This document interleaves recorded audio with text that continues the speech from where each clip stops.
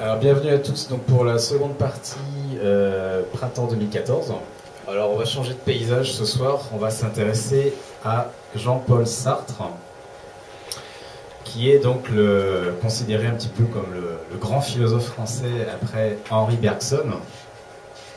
Et puis on va toujours essayer de lire Sartre avec Descartes, d'accord, puisque il y a toujours cette idée de continuité dans la philosophie française. Descartes, c'est le premier philosophe français, donc on a vu le cartésianisme au XIXe siècle, on a vu l'héritage avec Bergson au début du XXe siècle, et puis Sartre a bien voulu représenter l'esprit français au XXe siècle. Alors si on regarde la liste des ouvrages de Sartre, on comprend justement que l'enjeu c'est de définir un esprit français et de développer donc toute une réflexion sur ce que c'est que l'esprit français. Alors les séances là, pour le printemps 2014, je vous ai mis les dates ici, je crois que vous les avez déjà sur les petits pamphlets qui circulent, donc il y aura un peu 5 points, et puis à la fin on s'attardera sur l'existentialisme, qui est la fameuse philosophie de Sartre après la Seconde Guerre mondiale, donc qui met en avant la notion d'existence, et tout point un petit peu de la session du printemps 2014, eh bien, ça va être de montrer en quoi Sartre s'est inspiré d'un penseur breton donc, qui s'appelle Jules Lequier. Jules Lequier qui a défini la notion d'existence, un peu en mémoire de Descartes, donc on aura l'occasion d'y revenir. Alors je disais que Sartre c'est un peu l'esprit français, et c'est très intéressant que les premiers travaux de Sartre ont porté sur l'imagination. Alors je vous ai mis ici son livre intitulé L'imagination qui date de 1936, et qui est un peu continué par un deuxième ouvrage intitulé L'imaginaire en 1940. Alors c'est intéressant, 1940 évidemment c'est après 1939, et je vous rappelle que la grande œuvre de Sartre, L'être et le néant, est publiée en 1943, donc en pleine année noire de l'occupation. Alors vous allez me dire c'est du bon sens, mais c'est effectivement un an avant 44. En 43, personne parlait de libération, et on dit que Sartre a été un peu opportuniste. En tout cas, il a pu publier ce livre qui a peu fait polémique, mais qui a été très critiqué en philosophie. Et puis je vous ai mis ici le dernier, L'existentialisme est un humanisme, qui a été publié en 1945. Vous voyez, la date est assez éloquente là aussi, donc à la fin de la Seconde Guerre mondiale. Alors Sartre, c'est très intéressant parce qu'il dit effectivement que l'esprit, donc c'est d'abord une œuvre d'imagination.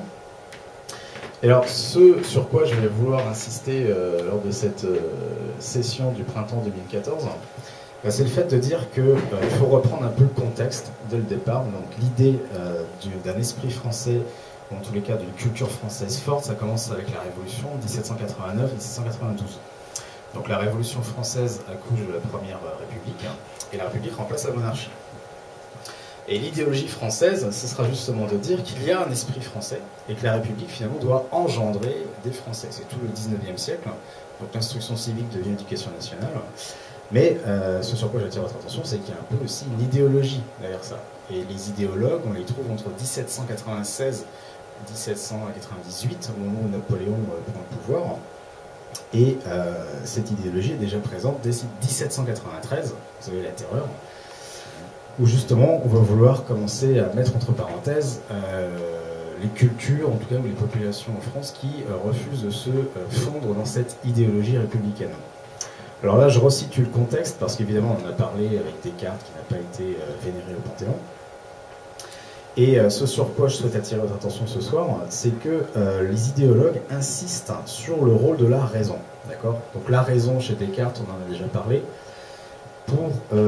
D'un point de vue français, la raison, c'est effectivement cette faculté de l'esprit, d'accord, qui est de connaître, d'accord, d'avoir accès au monde. Mais Descartes insiste sur le fait que c'est un exercice de l'esprit. Donc, avant la raison, il faut déjà concevoir l'esprit.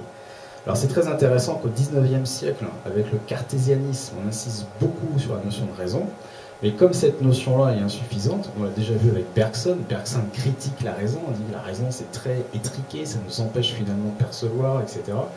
Et bien Sartre va vouloir retrouver la notion d'esprit qui a été mise de côté avec le cartésianisme. Et évidemment, il y a un enjeu culturel et on va dire politique, c'est que cet esprit, eh bien, au lieu finalement de permettre une relecture de Descartes, eh bien, ça va encore être un esprit français. Voilà. Et Sartre, il va être très connu à l'étranger, parce que ça va être le philosophe de référence pour les Français, mais aussi pour les gens qui s'intéressent à la France, et notamment aux États-Unis. Donc, je parlais de 1945, Sartre est aux États-Unis en 1945, et il revient en France avec le fameux existentialisme, qui sera la philosophie à la mode dans l'immédiate après-guerre, donc jusqu'aux années 1950. C'est la fameuse époque de Saint-Germain-des-Prés.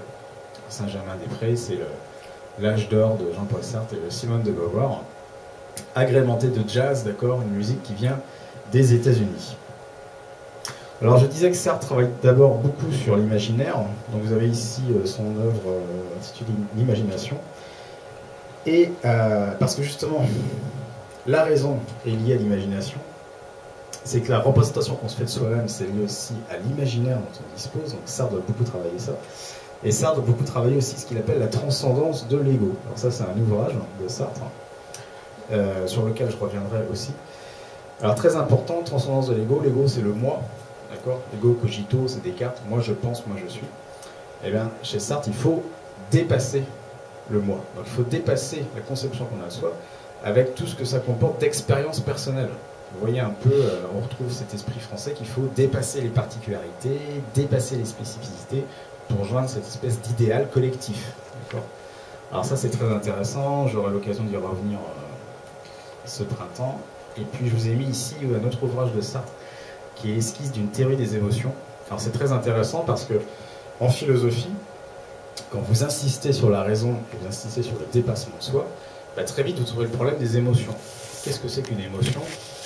Est-ce que l'émotion c'est lié à la raison? Est-ce que l'émotion c'est pas plutôt quelque chose qui est lié à l'expérience personnelle? On n'a pas tous les mêmes émotions. Donc problème philosophique, quel statut a l'émotion? Alors c'est très intéressant que Sartre traite la question et insidieusement fait référence au travail de Descartes sur les passions. Vous savez que Descartes a écrit un livre qui s'intitule Le traité des passions. Les passions en philosophie, c'est tout ce que le corps subit. Quand je suis sous la passion, je ne suis pas dans l'action. C'est-à-dire c'est tout ce que je vis malgré moi. L'émotion, c'est différent. L'émotion, c'est tout ce qui me meut. L'émotion, d'accord, c'est le mouvement. Motion, en anglais. Donc ce qui m'émeut, c'est ce qui me déplace, d'accord, personnellement.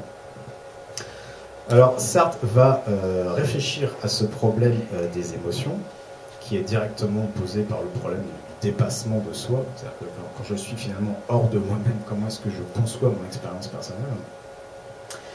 Et il aboutit à cette réflexion donc sur l'existentialisme. Donc l'existence, on l'a vu avec Descartes, exister c'est être au monde, d'accord, c'est sortir de soi. Et chez Descartes, l'existence, elle est liée à la réflexion, qui est le retour sur soi. Donc si je suis au monde, si j'agis dans le monde, si je existe, je suis hors de moi, il faut aussi que je puisse faire retour sur moi-même dans une réflexion. C'est-à-dire me réapproprier ce que je vis, et donc le penser. Et c'est ça la pensée chez Descartes, c'est le travail de la réflexion. Alors Sartre, lui, définit ce qu'il appelle l'existentialisme. Alors chez Sartre, l'existentialisme, c'est que finalement, alors déjà c'est un athéisme, c'est que l'être humain finalement, comme il est tout le temps appelé à se dépasser lui-même, donc il est toujours en projet, il se projette dans l'avenir, dans ce qu'il souhaite faire, eh bien sa condition c'est justement d'être un être existant, d'être toujours en dehors de lui-même. Et ce qui manque finalement à l'existentialisme de Sartre, c'est justement la réflexion de Descartes. C'est ça qui est étonnant. Et c'est pour ça que Sartre a été très critiqué par les philosophes comme étant un philosophe léger. D'accord ? C'est pas un philosophe profond. C'est que Sartre écrit vite. Vous savez que Sartre écrivait dans les brasseries, dans les cafés, avec un contexte assez bruyant, parce qu'il aimait justement être au contact de l'activité du monde. Mais on peut se demander si Sartre n'a pas été un peu brouillon aussi. Et l'existentialisme et l'animisme, c'est un livre qui a été écrit vite, et précisément parce que ça devait être un livre à la mode, qui devait justement fonder l'existentialisme. Et je vous rappelle qu'il est écrit 2 ans après L'être le néant, donc en 1945.